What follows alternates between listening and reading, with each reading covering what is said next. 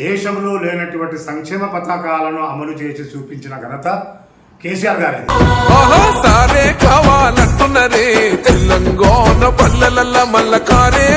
Rental level 2 లక్షల చదువు level ఆ రకంగా 5 లక్షలకు ఇళ్ళు అవుతుంది. ఈరోజు మీరు చూడండి ఎంత రేట్లు పెరిగినాయి. సిమెంట్ కానీ స్టీల్ కానీ రకరకాల స్పీడ్ పెరిగినాయి.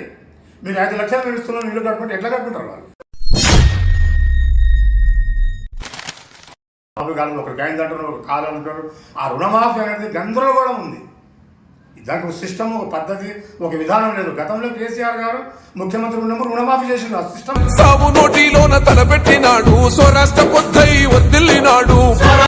ఆల వెంకటేశ్వర రెడ్డి గారికి ఎన్నో సందర్భాల్లో వారు చేసిన సేవలకు ఆనాటి రాష్ట్ర ముఖ్యమంత్రి పెద్దలు గౌరవనీయులు కె చంద్రశేఖరరావు గారు శాసనసభలో ఎన్నోసార్లు పొగిడిన సందర్భం మనకు అందరికీ తెలిసిన విషయం.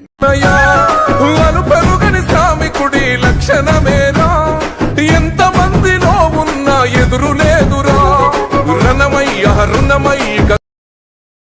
హలో నమస్తే. ప్రస్తుతం మనం వచ్చేసి దేవరకద్రి నియోజకవర్గం భూత్పూర్ మండలంలో ఉన్నాం. ఇక్కడ చూసుకుంటే బీఆర్ఎస్ పార్టీ సీనియర్ నాయకులు మొహమ్మద్ సాదిక్ గారు ఉన్నారు. ఇక్కడ చూసుకుంటే ఈయన బీఆర్ఎస్ పార్టీ మైనార్టీ నేత, అలాగే రాష్ట్ర మైనార్టీ నేత, అలాగే ఇక్కడ ఉన్నటువంటి లోకల్గా ఏమైనా సమస్యలు వచ్చినా కూడా తొందరగా స్పందించేటటువంటి నేత, మైనార్టీ నేత, రాష్ట్ర మైనార్టీ నేత. అలాగే బీఆర్ఎస్ గవర్నమెంట్ అయితే 10 సంవత్సరాలు పరిపాలన చేసింది. ఇప్పుడు కాంగ్రెస్ గవర్నమెంట్ వచ్చి ఒక 19 నెలలు కావస్తుంది. ఎట్లా ఏమైనా తేడా కనబడుతుందా? ఇంకొకటి ఇక్కడ ఉన్నటువంటి ఇష్యూస్ గురించి అన్నగారిని అడిగి తెలుసుకుందాం. నమస్తే అన్న. నమస్తే అన్న, మీ గవర్నమెంట్ అయితే 10 సంవత్సరాలు పరిపాలన చేసిందన్న. ఇప్పుడు కాంగ్రెస్ గవర్నమెంట్ వచ్చి ఒక 19 నెలలు కావస్తుంది. ఎట్లా అనిపిస్తుంది అన్న? ఇప్పుడు బీఆర్ఎస్ పార్టీ తెలంగాణ స్వరాష్ట్రమైన తర్వాత బీఆర్ఎస్ పార్టీ ఆనాటి ముఖ్యమంత్రి గారు పెద్దలు గౌరవనీయులు కేసీఆర్ గారు అంటే 2 పర్యాయాలు ముఖ్యమంత్రిగా పనిచేశారు. ఆ 10 సంవత్సరాలు ముఖ్యమంత్రి చేసిన నేపథ్యంలో వారు ఏమి చేయాలో ప్రజలకు, రాష్ట్ర ప్రజలకు ఏమి చేయకూడదు, ఏమి చేయాలో అనే దాంట్లో ఆయన 2 పర్యాయాలు బ్రహ్మాండంగా దేశంలో లేనటువంటి సంక్షేమ పథకాలను అమలు చేసి చూపించిన ఘనత కేసీఆర్ గారిది. దాంట్లో ఎలాంటి సందేహం లేదు. ఎవరి ఆలోచనలు వాళ్ళకు ఉంటారు, ఎవరి సిద్ధాంతాలు వాళ్ళకు ఉంటుంది, ఎవరి పద్ధతులు వాళ్ళకు ఉంటాయి, ఎవరి పథకాలు వాళ్ళకు ఉంటాయి. ఆయన అనుకున్న పథకాలు మరియు వారు అధికారంలో రాకముందు చెప్పినటువంటి హామీలను కాకుండా ప్రజలకు ఎలాంటి ఉపయోగాలు ఉన్నాయనే పథకాలను ఆలోచించి పథకాలను ప్రవేశపెట్టిన నేత కేసీఆర్ గారు. దాంట్లో ఎలాంటి సందేహం లేదు. ఇది నగ్న సత్యం. సార్ ఇంకొకటి ఇప్పుడు చూసుకుంటే కాంగ్రెస్ వాళ్ళు ఏమంటారు అంటే 10 సంవత్సరాలు బీఆర్ఎస్ గవర్నమెంట్ పరిపాలన చేసి డబుల్ బెడ్రూమ్లు ఏమి విలేజ్లలో ఏమి ఇవ్వలేదు, మేమే వచ్చినాక మేము మా గవర్నమెంట్ వచ్చిన తర్వాతనే మేము ఇందిరమ్మ ఇల్లు పేదవారికి ఇస్తున్నామని కాంగ్రెస్ గవర్నమెంట్ అయితే వాళ్ళు అయితే అంటున్నారు. సార్ కాంగ్రెస్ వాళ్ళు, మీరు దానికి ఎట్లా స్పందిస్తారు? మీరు నివాసం ఇండ్ల గురించి మీరు చెప్పినారు, కరెక్టే. గతంలో ఇందిరాగాంధీ ప్రధానమంత్రిగా ఉన్న సమయంలో ఇందిరమ్మ ఇళ్ళు అనే ఒక చిన్నపాటి ఇళ్లను ఇందిరాగాంధీ గారు తన పథకాల్లో ప్రవేశపెట్టినారు. ఇది అందరికీ తెలిసిన విషయం. దాని తర్వాత కేసీఆర్ గారు ముఖ్యమంత్రి అయిన తర్వాత ఆ చిన్న డబ్బలాంటి ఇల్లు సరిపోవు, అందుకొరకే డబుల్ బెడ్రూమ్ ఇస్తే అనువుగా ఉంటుంది. ఒక కుటుంబం మంచిగా, ఒక బిడ్డ కానీ అల్లుడు కానీ తన కొడుకు ఉంటే కోడలు కానీ ఈ రకంగా అందరూ ఉండడానికి ఆస్కారం ఉంటుందనే నేపథ్యంలో కేసీఆర్ గారు ఆలోచించి డబుల్ బెడ్రూమ్ అనే పథకాన్ని ప్రవేశపెట్టిండు. సరే, డబుల్ బెడ్రూమ్ ఇండ్లు ఇచ్చిండ్రు, అందరికీ తెలిసిందే. ఈరోజు మన కళ్ళ ముందర కనిపిస్తున్నాయి. భూతూరు మండలంలో కూడా అక్కడక్కడ డబుల్ బెడ్రూమ్ నిర్మించి ఇచ్చినారు. ఒకసారి మీరు పోయి చూడండి, డబుల్ బెడ్రూమ్ ఎంత బ్రహ్మాండంగా ఉన్నాయో, వాళ్ళు ఎలా ఉన్నారో మీరు పోతే తెలుస్తుంది. వీళ్ళేమంటారు అంటే డబుల్ బెడ్రూమ్ అంటే ఒక చిన్న కాకుండా డబుల్ బెడ్రూమ్ ఇస్తే నివాసానికి యోగ్యతగా ఉంటుందని కేసీఆర్ గారు ఆలోచించి డబుల్ బెడ్రూమ్ ఇచ్చినారు. దాని తర్వాత కేసీఆర్ గారు అధికారానికి దూరమైనారు, కాంగ్రెస్ పార్టీ అధికారంలో వచ్చింది. అధికారంలో ఇచ్చి నివాసం జాగా ఉండి ఇల్లు లేని వారికి 5 లక్షలతో ఇల్లు నిర్మించి ఇస్తామని వాళ్ళు అంటున్నారు. సరే, కేసీఆర్ గారి ఆలోచన అలా ఉంది, కాంగ్రెస్ పార్టీ ఆలోచన ఇట్లా ఉంటుంది. ఎవరి ఆలోచన వాళ్ళకు ఉంటుంది. ఆయన డబుల్ బెడ్రూమ్ ఇచ్చింది, మీరు 5 లక్షలతో ఇల్లు ఇచ్చినారు. డబుల్ బెడ్రూమ్ అంటే దాదాపు ఒక్కొక్క ఫ్యామిలీకి 60-70 వేల రూపాయల వ్యయం కావచ్చు. 70-80 వేల ఇల్లు, ఆ ఇల్లు చూస్తే ఇదేంది మీరు ఇచ్చేది కేవలం 5 లక్షలే. 5 లక్షలకు ఇల్లు అవుతాయా? దాంట్లో బేస్మెంట్ అయిన తర్వాత, బేస్మెంట్ తర్వాత రెంటల్ లెవెల్, రెంటల్ తర్వాత చదువు లెవెల్, ఆ రకంగా 5 లక్షలకు ఇల్లు అవుతుందా? ఈరోజు మీరు చూడండి ఎంత రేట్లు పెరిగినాయి. సిమెంట్ కానీ, స్టీల్ కానీ రకరకాల స్పీడ్ పెరిగినాయి. మీరు 5 లక్షలు ఇస్తున్న ఇల్లు కట్టుకుంటే ఎట్లా కట్టుకుంటారు వాళ్ళు? డబల్ బెడ్రూమ్ అలాగా, ఈ ఇల్లు అలాగా. దానికి ఒక పద్ధతి ఉంది, దీనికి ఒక పద్ధతి ఉంది.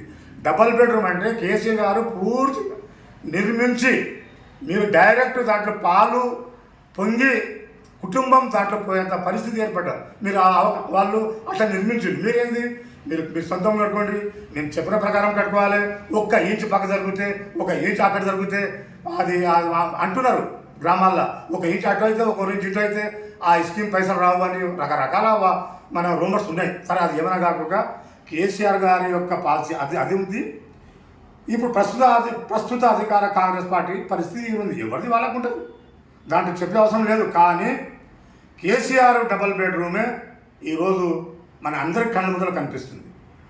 సార్, మీరు రైతు రుణమాఫీ అందరికి చేయలేదని అంటున్నారు సార్. వాళ్ళు వచ్చిన తర్వాత మొత్తం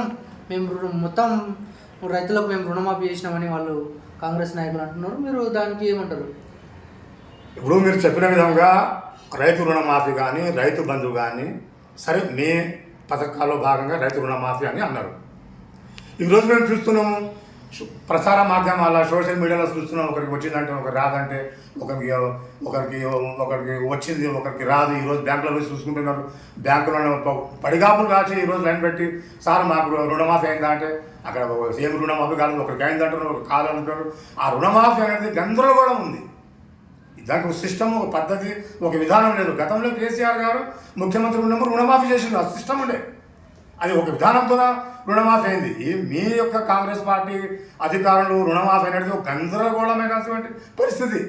ఈరోజు రైతులు వాళ్ళ పనిషి పెట్టి బ్యాంకుల చుట్టి చుట్టి పోయి పాస్బుక్లను ఎంక పెట్టుకుని సార్ మాకు పడ్డా అనే పరిస్థితి మీరు తెచ్చిండ్రు. రుణమాఫీ మాత్రం మాత్రం అది ఎవరికి పడలేదు. అది రుణమాఫీ అనేది మీరు దానికి గొప్ప చెప్పుకుంటున్నారు.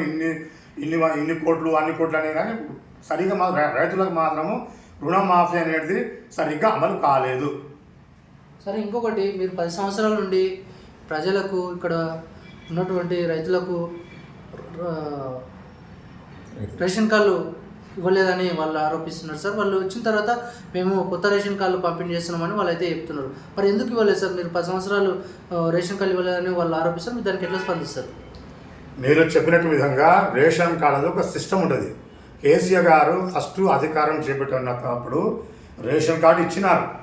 ఆ రేషన్ కార్డు ప్రకారమే అందరికీ రేషన్ కార్డు వచ్చినాయి. వాళ్ళు రేషన్ కార్డు షాప్లో పోయి తీసుకుంటున్నారు. ఆ ప్రాసెస్ నడుస్తుంది. రేషన్ కార్డు ఏ రకంగా ఇవ్వాలి, ఏ రకంగా ఇవ్వకూడదు అనేది ప్రాసెస్ నడుస్తుంది. రేషన్ కార్డు కేసీఆర్ గారు ముఖ్యమంత్రిగా ఉన్నప్పుడు ఇవ్వలేదనేది అది తప్పు. అది ఆయన కూడా ఆయన స్థాయిలో, ఆయన పద్ధతిలో రేషన్ కార్డు బరాబర్ ఇచ్చిండ్రు. ఈరోజు చూడండి, రేషన్ కార్డు ఏంటంటే మళ్ళీ రేషన్ కార్డు ఎట్లా బియ్యం అవుతున్నాయి. రేషన్ కార్డు ఇవ్వలేదు, ఎందుకు ఇవ్వలేదు? అనుకున్నంత స్థాయిలో కాకపోవచ్చు, కానీ ఒక సిస్టంతో ఇవ్వాలి అనేది ఒక కేసీఆర్ గారి యొక్క పద్ధతి, ఒక సిస్టమ్. దాని ప్రకారంగా వాళ్ళు రేషన్ కార్డు ఇచ్చినారు. ఈరోజు రేషన్ కార్డు రేషన్ కార్డు లేకుంటే ఈరోజు బియ్యం ఎట్లా పోతాయి? ఎట్లా బియ్యం తీసుకుపోతారు? రేషన్ కార్డు అయితే ఈరోజు అసలు రేషన్ కార్డు ఇవ్వలేదని మీరు అంటుంటే రేషన్ షాప్లో పని చేయాలి. వాళ్ళు కొత్త కార్డు ఇవ్వలేదని అంటున్నారు. కొత్త కార్డు ఇచ్చిండ్రు, మొదటి దశలో ఇచ్చిండ్రు. ఆ ప్రకారమే నడుస్తుంది, ఒక ప్రాసెస్ నడుస్తుంది. ఎట్లా ఇవ్వాలి, ఏ రకంగా ఇవ్వాలంటే అంటున్నారు. దాని లోపలనే ఎలక్షన్ కోడ్ వచ్చింది, ఎలక్షన్ జరిగింది, అధికారం కోల్పోయినారు. ఇప్పుడు మీరు వచ్చిండ్రు, ఇవ్వండి, సంతోషమే కదా. ఎవరైనా ఇచ్చేదే కదా. ఆయన ఇవ్వలేదు, మీరు తీసుకోండి. అంతేగాని కేసీఆర్ ఇవ్వలేదు, అవునాయా కేసీఆర్ ఇవ్వలేదని మీరు అంటున్నారు, మేము కాదంటున్నాము. సరే, ఇప్పుడు మీరు ఇస్తున్నారు, ఇవ్వండి. ఒక్కొక్క గవర్నమెంట్ ఒక సిస్టమ్ ఉంటుంది. మీరు ఇవ్వాలంటున్నారు, ఇవ్వండి, మంచిదే కదా. ఎక్కడైనా పేద ప్రజలకు లాభం కావాలి, ప్రజలు అభివృద్ధి జరగాలి. ఇది అందరూ కోరుకుంటాం, కేసీఆర్ కోరుకుంటాం, మేము కోరుకుంటాం, ప్రతిపక్షంగా మేము కోరుకుంటాం, అందరూ ప్రజలందరూ కోరుకుంటారు.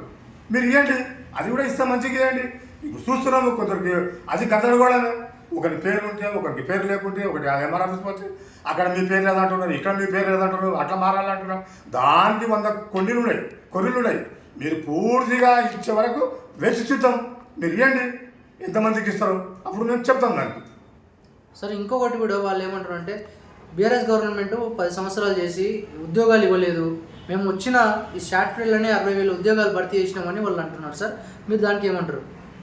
మీరు ఉద్యోగాలు ఇవ్వలేదని అనేది మాట తప్పు. అది ఉద్యోగాలు అంటే ఒక సిస్టమ్ ఉంటుంది, ప్రతి డిపార్ట్మెంట్ ఉంటుంది, హైదరాబాద్ లెవెల్లో పబ్లిక్ సర్వీస్ కమిషన్ ఉంటుంది, రకరకాల మా విధానాలతో ఉద్యోగాలు భర్తీ చేస్తారు.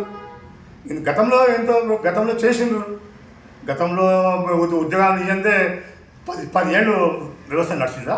అంటే ఇప్పుడు ఉద్యోగాలు లేకుండా అంతా ఇప్పుడు ఆఫీస్లో తాళం వేసి కూర్చున్నారా? లేకుంటే పాత ఉన్నోళ్ళే ఉద్యోగాలు చేసిండ్రు. ఉద్యోగాలు భర్తీ చేసిండ్రు, విధానం నడుస్తుంది, ఆ వ్యవహారం నడుస్తుంది.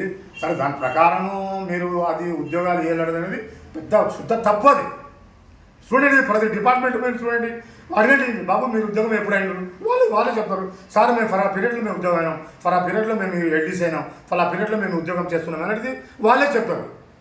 నేను చెప్పేది కాదు. ఉద్యోగాలు ఇవ్వకుంటే వ్యవస్థ నడవదు, పరిపాలన నడవదు. ఇటు రాష్ట్ర లెవెల్లో సెక్రటరేట్లో కానీ, జిల్లా స్థాయిలో కలెక్టరేట్లో కానీ, మండల స్థాయిలో మండల ఆఫీసులో కానీ ఉద్యోగాలు లేకుంటే మరి ఎవరు పని చేస్తున్నారు? 10 ఏళ్ళు ఎట్లా నడిచింది? 10 ఏళ్ళు ఈ స్కీములు ఎట్లా అమలైనాయి? కేసీఆర్ గారు పెట్టినట్టు ఈ స్కీములు ఎట్లా అమలు చేసిండ్రు? ఎవరు అమలు చేసిండ్రు? ఉద్యోగాలే లేకుంటే ఇవి ఎవరు అమలు చేస్తారు? ఇది తప్పు. మీరు ఇస్తున్నారు, ఇవ్వండి. ఆయన పీరియడ్లో ఆయన ఇచ్చిండు, మీరు పీరియడ్లో మీరు ఇవ్వండి. దానికి ఎవరు కాదనం కదా. మాటికి కేసీఆర్ ప్రభుత్వాన్ని ఎందుకు మీరు జాబ్ చేస్తుంటూ కూర్చుంటారు? పొద్దున్న లేస్తేనే సాయంత్రం అయితేనే ప్రతి విషయంలో కేసీఆర్, ఉద్యోగమైన కేసీఆర్, రైతు రుణమాఫీ కేసీఆర్, ప్రతి దానికి కేసీఆర్ అని తప్పుపడడం చాలా తప్పు. మీ విధానాలు ఏంటో మీరు చేయండి, ఉద్యోగాలు తీయండి, ఒక క్యాలెండర్ ప్రకారం మీ ఉద్యోగాలు వేయండి. ప్రజలు, నిరుద్యోగులు మీకు నమ్ముతారు, మీకు మంచి చేసేది అంటారు. ఇది నేను చెప్పేది కాదు. నేను ఒక రాష్ట్ర మైనార్టీ నేతగా నేను చెప్పే అవసరం లేదు. నిరుద్యోగులే అంటారు. సార్, ఇప్పుడు వాళ్ళు మీరు కేసీఆర్ హయాంలో ఇచ్చినటువంటి నోటిఫికేషన్లో వాళ్ళు ఇప్పుడు భర్తీ చేశారు సార్. ఇప్పుడు భర్తీ వాళ్ళేమో మేము చేసినాము అని వాళ్ళు అంటున్నారు, నోటిఫికేషన్లు ఏమో మేము ఇచ్చినామని బీఆర్ఎస్ గవర్నమెంట్ అంటుంది. మొత్తం మీద అయితే బీఆర్ఎస్ గవర్నమెంట్ ఉద్యోగాలు భర్తీ లేదు, మేము చేస్తున్నాము అనే ఒక కాన్సెప్ట్ అయితే తెస్తున్నారు.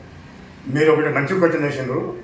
కేసీఆర్ గారు ముఖ్యమంత్రిగా ఉన్న సమయంలో ఒక సిస్టమ్ ప్రకారము ప్రతి ఉద్యోగానికి నోటిఫికేషన్ల ద్వారా ఉద్యోగాలు భర్తీ చేస్తారు. వారి పీరియడ్లో నోటిఫికేషన్లు ఇచ్చి పరీక్షలు పెట్టడానికి వారు ఆ రకంగా పబ్లిక్ సర్వీస్ కమిషన్ కానీ, జిల్లా స్థాయిలో కానీ ఆ రకంగా వాళ్ళు నోటిఫికేషన్ ఇవ్వడం జరిగింది. ఆ నోటిఫికేషన్ ఇచ్చిన తర్వాత పరీక్షలు పెట్టడంలో కొంచెం జాప్యం జరిగింది. ఎందుకంటే ఒక సిస్టమ్ ఉంటుంది, మన ఎంబడే మనం పెట్టడానికి రాదు కదా. దానికి ఎన్నో అడ్డంకులు ఉంటాయి, ఎన్నో దానికి ఒక రిమార్క్స్ ఉంటాయి, దానికి ఎన్నో సిస్టమ్ ఉంటుంది.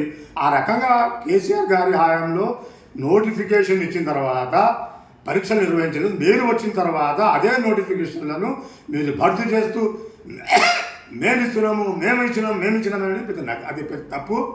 మీరు ఎప్పుడు ఇస్తారా? 18 నెలల నోటిఫికేషన్ ఇస్తారు, ఉద్యోగాలు ఇస్తారు, భర్తీ చేస్తారా? అంత లోపల అది సాధ్యమేనా? కేసీఆర్ గారు నోటిఫికేషన్ ఇచ్చిన ఉద్యోగాలకు మీరు మీ పీరియడ్లో ఇప్పుడు భర్తీ చేస్తున్నారు, చేయండి. ఎవరైనా చేసేదే కదా. ఏదో కేసీఆర్ గారు అప్పుడు చేస్తే మరలా కేసీఆర్ ప్రభుత్వం వచ్చినా వాళ్ళు అలా చేస్తుండ్రు. సరే, కేసీఆర్ గారు అధికారానికి దూరం అయిపోయింది, మీరు అధికారం వచ్చింది, మీరు చేయలేబా? మీరు చేసి నిరూపించండి, నిరుద్యోగులకు న్యాయం చేయండి. ఎవరు చేస్తే ఏమిటి? నిరుద్యోగులకు లాభం కావాలి. నిరుద్యోగుల ఉద్యోగం అయితే వాళ్ళ కుటుంబం వాళ్ళు ఒక స్థాయిగా బ్రతుకుతారు. అంతేగాని మాటికి కేసీఆర్ గారి మీద కానీ, కేసీఆర్ బీఆర్ఎస్ ప్రభుత్వం కానీ మీరు ఏదో ఒక రాయేసి మీరు ఉద్యోగాలు భర్తీ చేసినట్టే తగదు. మీరు చేయండి, మీ పరిపాలనని కొనసాగించండి.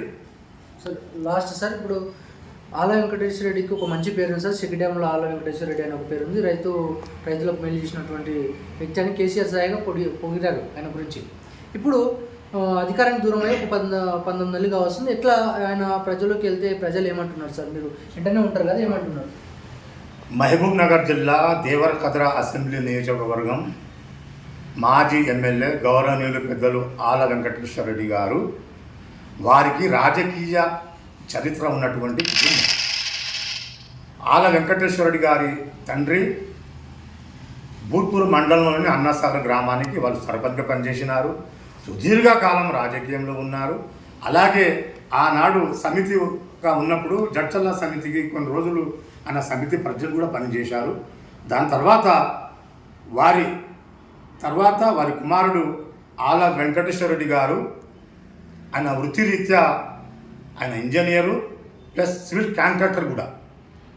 వారికి కాంట్రాక్టర్లు ఉంటే నేను ఒక సంపాదించవచ్చు కదా, 10 మందికి నేను లాభం చేయను కదా అనే ఉద్దేశంతోన ఆయన రాజకీయాల్లో వచ్చిండు. రాజకీయాల్లో వచ్చి మొదటిసారిగా వాళ్ళ నాన్నగారికి స్ఫూర్తిగా వారు భూత్తూర్ మండల జడ్పీటీసీగా బ్రహ్మాండ మెజార్టీతో గెలిచినారు. 5 ఏళ్ళు జడ్పీటీసీగా ఆయన పదవీ కాలం బ్రహ్మాండంగా చేసినారు. దాని తర్వాత వారికి ఎమ్మెల్యేగా అవకాశం వచ్చింది. తెలంగాణ ఉద్యమంలో కూడా వారు పెద్దలు గౌరవనీయులు కేసీఆర్ గారి వెంబడి ఆనాడు ఉద్యమంలో పాల్గొని స్వరాష్ట్రం తర్వాత కేసీఆర్ గారి ఆధ్వర్యంలో వారు మొదటిసారిగా దేవరకద్ర నియోజకవర్గానికి ఎమ్మెల్యే అయ్యిండు. అది అందరికీ తెలిసిన విషయమే. ఆయన చేసిన పనికి రెండవసారి కూడా వారు ఎమ్మెల్యేగా గెలిచినారు, ప్రజాసేవ చేసినారు. ఇంకోటి ఆల వెంకటేశ్వర రెడ్డి గారికి ఎన్నో సందర్భాల్లో వారు చేసిన సేవలకు ఆనాటి రాష్ట్ర ముఖ్యమంత్రి పెద్దలు గౌరవనీయులు కె చంద్రశేఖరరావు గారు శాసనసభలో ఎన్నోసార్లు పొగిడిన సందర్భం మనకు అందరికీ తెలిసిన విషయం. ఈరోజు నియోజకవర్గంలో ఎక్కడైనా చూడండి, నీళ్ళ చెక్ డ్యామ్లు కట్టించి వృధా పోయే నీళ్లను చెక్ డ్యామ్ల ద్వారా బ్రిడ్జ్ల కింద నీళ్లు ఆపి వ్యవసాయానికి బోర్ల నీళ్లు ఉత్పత్తి కావడానికి ఆయన చేసిన సేవలు మరవలేనిది. ఈరోజు కండముతల మనం పోయి తెలుస్తుంది, నేను చెప్పేది కాదు. దేవరకద్ర నియోజకవర్గంలో ఎక్కడ చూసినా వారి నిర్మించిన చెక్ డ్యాములు ఈరోజు రాబోయే తరాలకు, భావి తరాలకు, ప్రజలతో పాటు రైతులకు కూడా ఎంతో ఉపయోగపడుతున్నాయి. ఇప్పుడు చూడండి, ఇప్పుడు ఏమంటారంటే ఆయన ఎన్నో ప్రజా సంక్షేమ పథకాలు కేసీఆర్ గారు పెట్టినా ఈయన స్వతహాగా కూడా వీరి యొక్క ఉద్దేశాలతోన కూడా ఎన్నో పథకాలను ప్రవేశపెట్టి ఈరోజు దేవరకద్ర నియోజకవర్గానికి ఎన్నో సేవలు అందించినారు. ఇప్పుడు కొత్తగా వచ్చిన వాళ్ళు ఆయన అంటారు, అరే 10 ఏళ్ళు ఆయన చేయలేదంటుంటే 15 ఏళ్ళు ఏం చేస్తారా? ఇంకా ఇది విచిత్రం ఏమన్నా మిథునా? అది మాయాబజార్లా ఉన్నట్టు ఏమన్నా మిథునా ఏమన్నా? సార్, ఇప్పుడు లోకల్ బాడీ ఎలక్షన్లు అయితే రాబోతున్నాయి సార్. ఆ లోకల్ బాడీ ఎలక్షన్లో మీ బీఆర్ఎస్ పార్టీ నుంచి సర్పంచ్లను కానీ, ఎంపీటీసీలను కానీ, ఎంపీపీలను కానీ, జడ్పీటీసీలను కానీ గెలుచుకునే అవకాశం ఎంతవరకు కనిపిస్తే ఎంత పర్సెంటేజ్ గెలుచుకుంటారు? మీరు స్థానిక సంస్థలు అంటున్నారు. స్థానిక సంస్థలు గతంలో 2 పర్యాయాలు పూర్తిగా బీఆర్ఎస్ ఆధీనంలో ఉన్నాయి. అది నగ్న సత్యం. ఇప్పుడు అధికారం కోల్పోయినాం. ఇప్పుడు పెద్దలు గౌరవనీయులు మాజీ ఎమ్మెల్యే గారు వెంకటేశ్వర రెడ్డి గారు కూడా స్థానిక సమస్యలపై బాగా దృష్టి పెట్టిండు. ఇప్పటికే గ్రామాల్లో స్థానిక సమస్యలపై దృష్టి పెట్టి ఎవరైతే గెలుస్తున్నారో, ఏ రకంగా అయితే ఇప్పుడు ప్రజలు ఏ రకంగా ఉన్నారు, ఇప్పుడు బీఆర్ఎస్ పార్టీకి అనుకూలంగా అయితే ప్రజలు ఉన్నారు. ఆ అనుకూలాన్ని మనం ఏ రకంగా తిప్పుకోవాలి, ఎలాంటి వ్యక్తులను మనము ఈ ప్రజాప్రతినిధులు అంటే సర్పంచ్లు కానీ, ఎంపీటీసీ కానీ, జడ్పీటీసీ కానీ, ఇంకా మున్సిపల్ ఎన్నికలు కానీ ఎలాంటి వ్యక్తులను మనం నిలబెట్టాలనే దృఢ నిశ్చయంతో ఇప్పటికే ఆల వెంకటేశ్వర రెడ్డి గారు గ్రామాల్లో ఒక కోర్ కమిటీని ఏర్పాటు చేసి ఇప్పటికే ఆ యొక్క చర్చలు సాగుతున్నాయి, సమావేశాలు జరుగుతున్నాయి. ప్రతి గ్రామం సమావేశాలు జరుపుతున్నారు. ఒక కోర్ కమిటీ ఈ బీఆర్ఎస్ వాళ్ళు ఈ యొక్క రిపోర్టు మాజీ ఎమ్మెల్యే గారికి కూడా అందిస్తున్నాం. వాళ్ళు కూడా దీని తర్వాత వాళ్ళు కూడా తన సొంతం రిపోర్ట్ని తయారు చేసుకొని గెలిచే నేతలకు తప్పక ఆల వెంకటేశ్వర గారు సీటు కేటాయిస్తారు. రాబోయే రోజుల్లో తప్పక దేవరకద్ర నియోజకవర్గంలో స్థానిక సమస్యలైనటువంటి సర్పంచ్ కానీ, ఎంపీపీ కానీ, ఎంపీటీసీ కానీ, జడ్పీటీసీ కానీ, దాని తర్వాత మన దేవరకద్ర నియోజకవర్గంలో 3 మున్సిపాలిటీలు ఉన్నాయి. ఒకటి భూత్పూర్, ఒకటి కొత్తకోట, కొత్తగా అయినటువంటి దేవరకద్ర. దాంట్లో కూడా తప్పక మన బీఆర్ఎస్ పార్టీకి సంబంధించిన వాళ్ళు చైర్మన్ అవుతారు. ఆ 3 మున్సిపాలిటీ కూడా బీఆర్ఎస్ పార్టీ కైవసం చేస్తుందని ఒక రాష్ట్ర మైనార్టీ నేతగా నేను 40 సంవత్సరాలు రాజకీయంలో ప్రత్యక్షంగా పరోక్షంగా ఉన్న ఒక మైనార్టీ నేతగా సాంఘిక నేతగా నేను ఘంటాపథంగా చెప్తున్నాను. Okay, thank you sir. మొత్తం మీద తీసుకుంటే ఇక్కడ బీఆర్ఎస్ సీనియర్ నాయకులు అయితే మనకు చెప్పడం జరిగింది. స్థానిక సంస్థల ఎలక్షన్లో ఒక కమిటీని ఏర్పాటు చేసి ప్రతి విలేజ్లో ఒక కమిటీని ఏర్పాటు చేసి ఆ కమిటీ ఇచ్చినటువంటి రిపోర్ట్ ప్రకారం అక్కడ స్థానిక సంస్థలలో అభ్యర్థిని నిలబెట్టి మొత్తం మీద ఆ స్థానిక సంస్థల ఎలక్షన్లో బీఆర్ఎస్ పార్టీ నాయకులను అయితే గెలిపించుకునే అవకాశం కోసం ఎదురు చూస్తున్నాం. అలాగే వెంకటేశ్వర కూడా ఇది స్థానిక సంస్థల పైన ఫోకస్ పెట్టి మా అభ్యర్థులను గెలిపించుకుంటామని అయితే ఇక్కడ బీఆర్ఎస్ పార్టీ సీనియర్ నాయకులు అయితే చెప్పడం జరిగింది. కెమెరా రఘుతో సిహెచ్సి.